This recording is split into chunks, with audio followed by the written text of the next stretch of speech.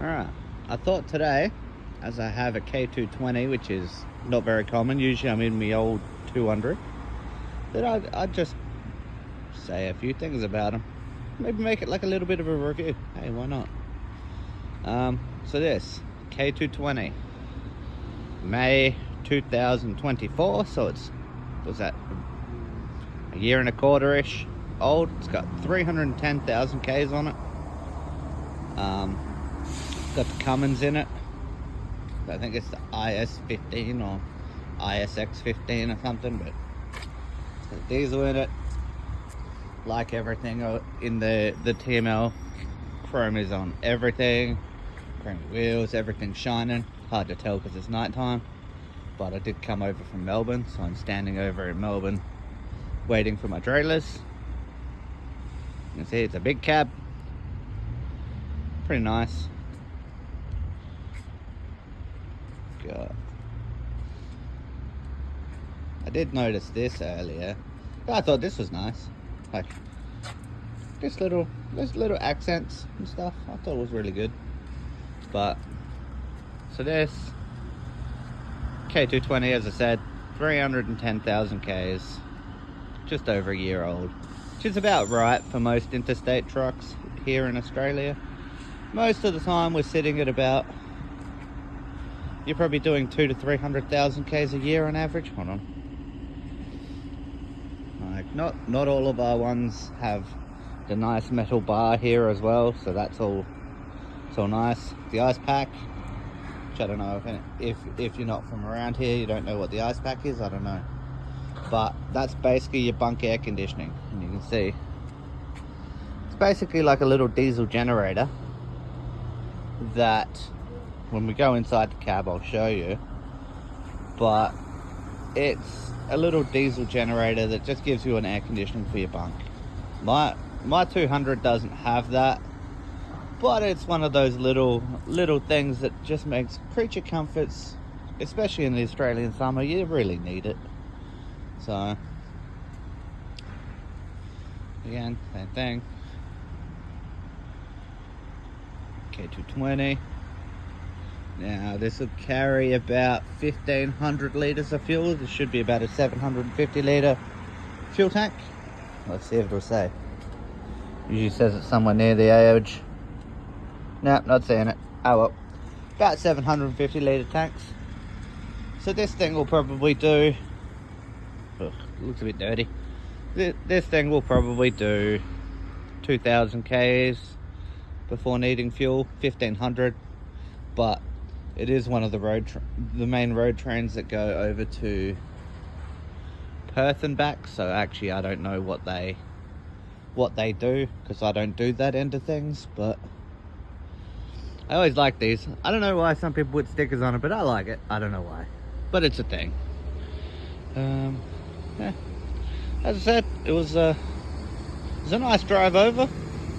I had two relatively heavy trailers. Like, it was probably only 50 odd ton, but that's the outside. As I said, he likes his lights, he likes his chrome, and you know, I think it looks pretty good. Alright, so here we are in the cab this time. What's that you got? Thing. This one is a manual. At least half of the other ones that I've been in, or actually basically all of them besides one, have been autos, the K220s. So this one's a manual though, so that's awesome.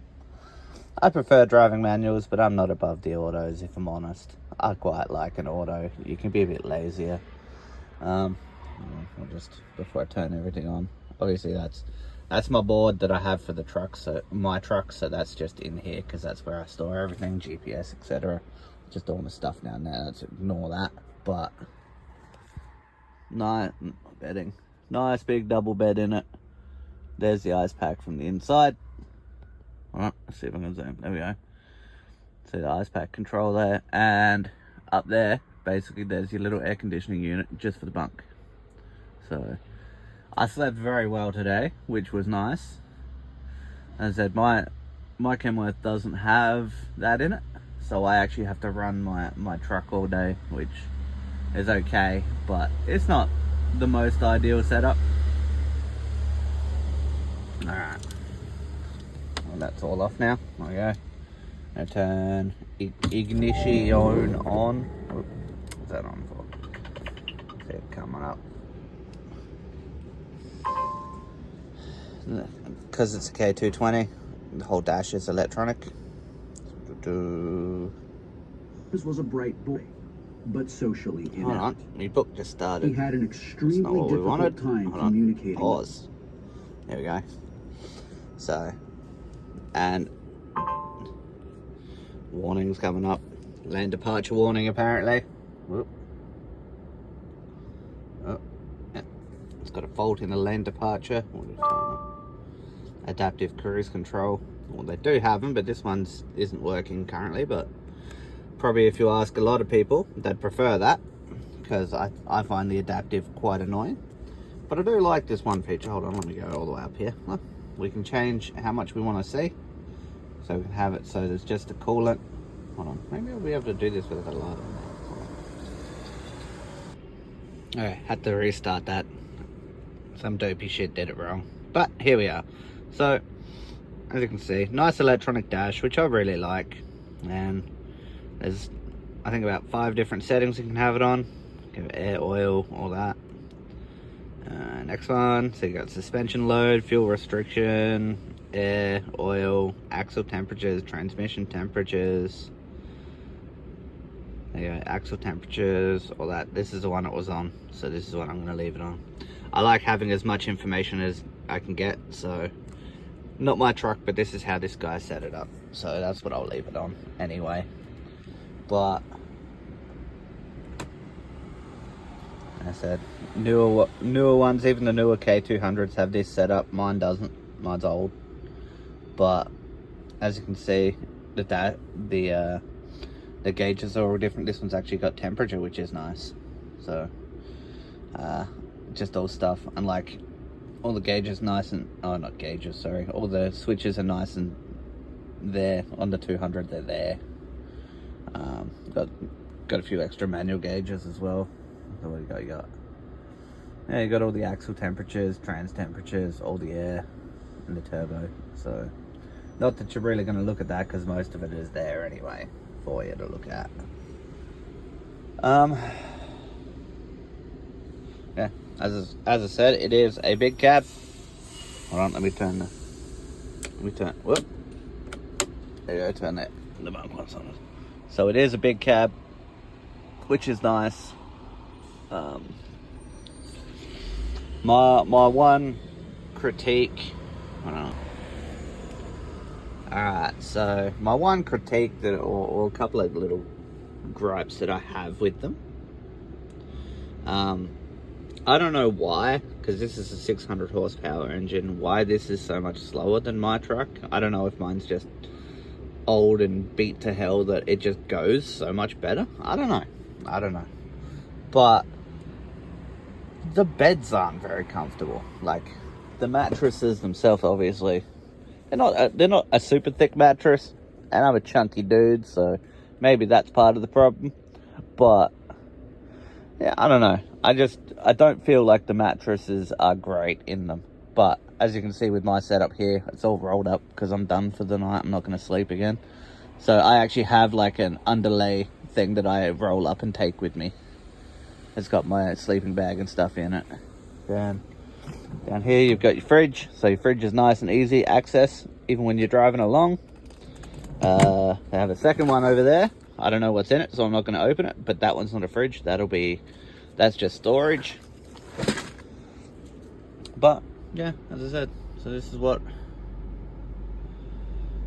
the K220 is like on the inside as well. You've seen the outside.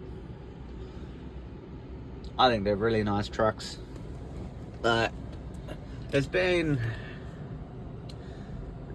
other reasons why I quite like European trucks for their comfort value, which you don't necessarily get in a Kenworth. But you know, you can't always get it perfect.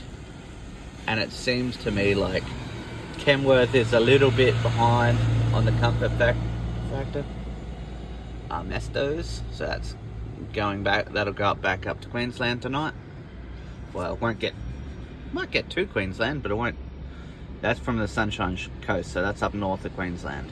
So that's where that one will be going. It'll probably get somewhere up between Sydney and Brisbane, I would imagine, and then into Brisbane the next day. But yeah, so the comfort factor of driving these things aren't as good as a European truck. It's not me being rude about it. I quite like the Kenworths, but they're not as comfortable. It's as simple as that. They're a little bit behind the European trucks on that. But it is always something that they could do if they want to. And if they did that, they would smash probably all the European trucks in Australia as well. But there's also a price difference, so like I don't think like the Mercedes-Benz is like, you can see that's a Mercedes-Benz there, I'm pretty sure. Looks like it, yeah. Like they're not as much of a truck, if that makes sense. So they probably don't do the same amount of Ks. So, but the all-Australian workhorse is pretty much the Kenworths, and it always has been. So, well, Kenworth's the Max and the other ones. But yeah, it's weird, you don't really see Max anymore, so I don't know whether that's because they're just not trying to push them quite as much or whatnot. Like, you'll see them up in the mining areas, because like that's where I've seen them for up there and whatnot. But down here so much you don't get them. But Mack and Volvo are the same company, so maybe they're pushing. Oh, something else is coming in. Who's coming in this time? So I don't know whether they just push them a little bit more of the Volvo side of things. Oh, another arms and toes.